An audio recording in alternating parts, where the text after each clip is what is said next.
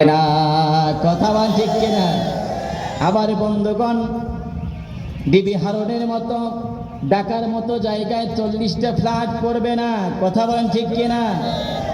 এদের ভিতরে কোনো আল্লাহর কোনো ভয় নেই, এরা আবু জেহেলের উত্তরসূরি, এদের মধ্যে ঈমান বলতে কিছুই নাই, এদের মধ্যে তাগুত বাসা বেঁধে বসেছে, কথা বলেন ঠিক কিনা?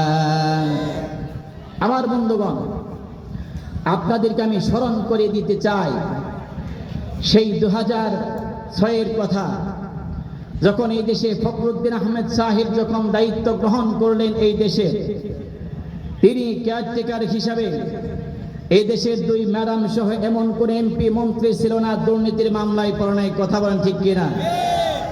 আমরা তখনও দেখেছি বাংলাদেশ জামাত ইসলামের 2 জন মন্ত্রী ছিল কি ছিল না? শিল্পমন্ত্রী এবং কৃষি মন্ত্রী, 2টা মন্ত্রী মনে হয় ছোট নাকি বড়? ফখরুদ্দিন আহমেদ সাহেব শেষ পর্যন্ত তাদেরকে সই দিয়ে খুঁজে খুঁজে তন্ন তন্ন করে 1 টাকা দুর্নীতি ধরার জন্য চেষ্টা করেছে করে নাই? 1 টাকা দুর্নীতি পেয়েছে?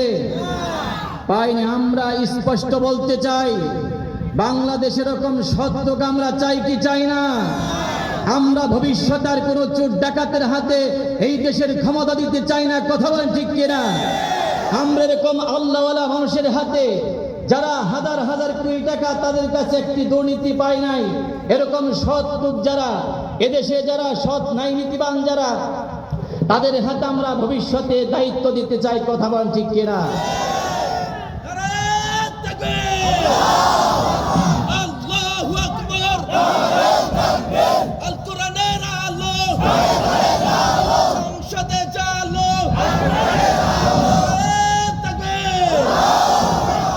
আল্লাহ কবুল করুন, বলি আমিন।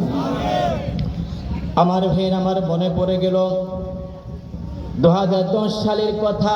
আমার একজন অত্যন্ত কাছের মুসল্লি, তিনি হজ করতে গেলেন।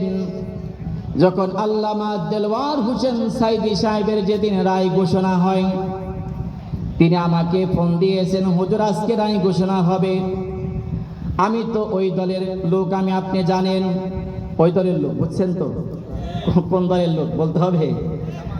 ওই দলের লোক বলছে, হুজুর আমি আজকে তাওয়াফ করে আমি সেজদার মধ্যে কেটেছি, হুজুরকে যা করুক না কেন, যে রায় দেখ না কেন, যেন ফাঁসিটা রায় না হয়।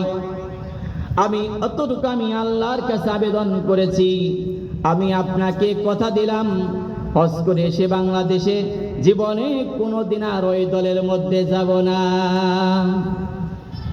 আমার ভাইয়েরা, আল্লামা দেলওয়ার হোসেন সাইদি আল্লামা হুজুরকে কোরআনের পাখি, তার একটি আমি গল্প বলি। জেলখানা থাকতে যখন তার একদিন রিমান্ড ছিল রাত 12টার দিকে,